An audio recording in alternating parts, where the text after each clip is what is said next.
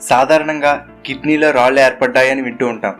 మహారాష్ట్రలోని ధనరాజ్ అనే వ్యక్తి ఎడమ కిడ్నీలో 1 కాదు 2 కాదు ఏకంగా 1,72,155 రాళ్లు ఉన్నట్లు డాక్టర్లు గుర్తించారు.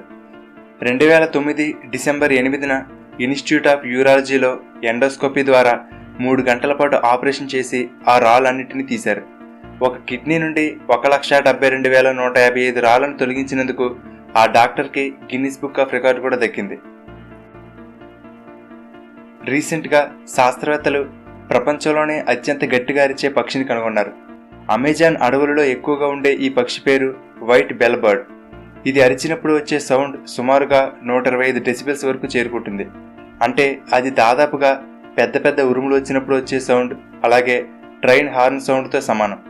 ఈ పక్షి అరుపును మనం దగ్గర నుండి విన్నా కూడా మన చెవులకు ప్రమాదమేనట. ఒకసారి ఆ పక్షి అరుపును మీరు కూడా వినండి.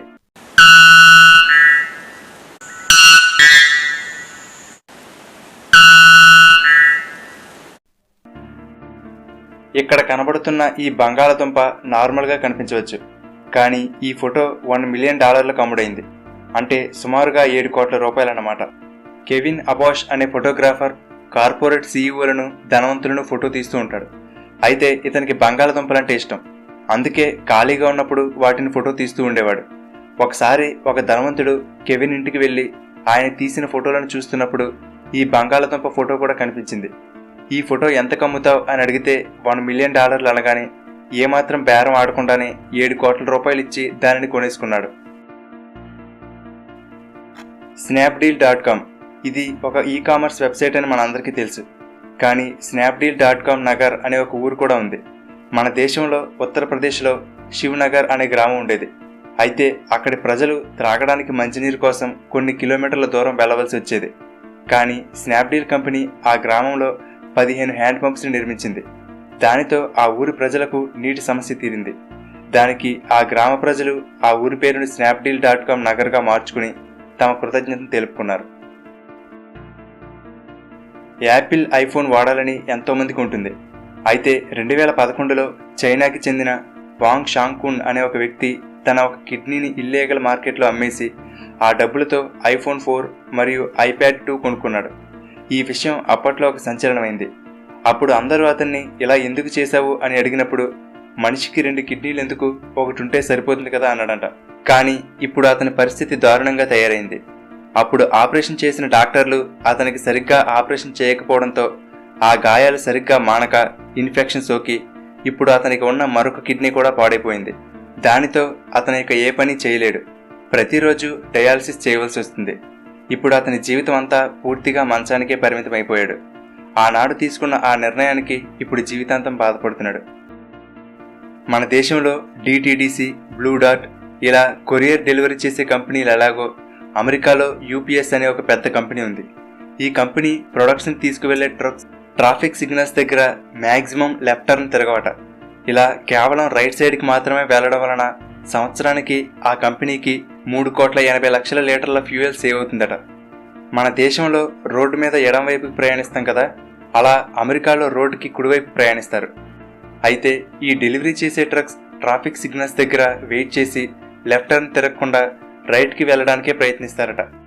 ఈ ట్రక్స్ స్టార్ట్ అవడానికి ముందే ఉద్యోగులు నావిగేషన్ సాఫ్ట్వేర్లో ఏ మార్గంలో వెళ్తే ట్రాఫిక్ దగ్గర వెయిట్ చేయకుండా లెఫ్ట్ టర్న్కి తిరగకుండా ఉండొచ్చో చూసి మ్యాప్ని డిజైన్ చేస్తారు. ఇలా చేయడం వలన సంవత్సరానికి $30 మిలియన్ అంటే 215 కోట్ల రూపాయలు సేవ్ అవుతుంది. అంతేకాదు 20,000 టన్నుల తక్కువ కార్బన్ డైఆక్సైడ్ విడుదలవుతుంది. ఇది నిజమా కాదా అని తేల్చడానికి మిత్ బస్టర్స్ అనే టీవీ ప్రోగ్రాం వాళ్ళు టెస్ట్ చేసినప్పుడు అది నిజమే అని తేలింది. అవసరంలో ఉన్న వ్యక్తికి ఆర్గాన్ ట్రాన్స్ప్లాంటేషన్ చేయడానికి అవయవాలు దొరక్క ప్రతిరోజు 22 మంది చనిపోతున్నారు. అందుకే శాస్త్రవేత్తలు జీనో ట్రాన్స్ప్లాంటేషన్ మీద ఎక్కువగా దృష్టి పెడుతున్నారు. అంటే జంతువుల అవయవాలు మనిషికి అమర్చడాన్ని జీనో ట్రాన్స్ప్లాంటేషన్ అని అంటారు. అయితే పంది లోపలి అవయవాలు, మనిషి అవయవాలు మరియు వాటి పనితీరు దాదాపు ఒకేలా ఉంటాయి. ముఖ్యంగా గుండె అయితే ఒకే షేప్ మరియు సైజులో ఉంటాయి. అందుకే మరొక 3 సంవత్సరాల్లో ఎవరికైనా గుండె కావాల్సి ఉంటే వాళ్ళకి పంది గుండె అమర్చే రోజులు రాబోతున్నాయి.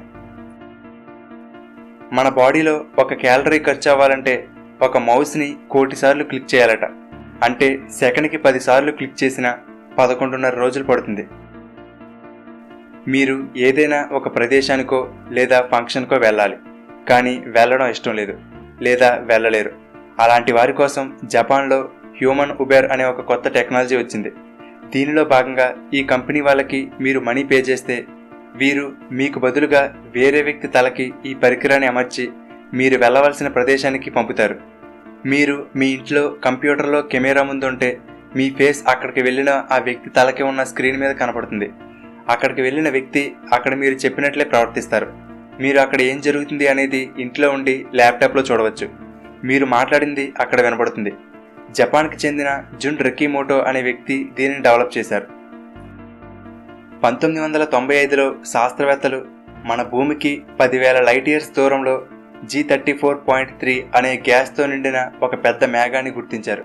ఈ మేఘం అంతా కూడా ఆల్కహాల్తో నిండి ఉంది.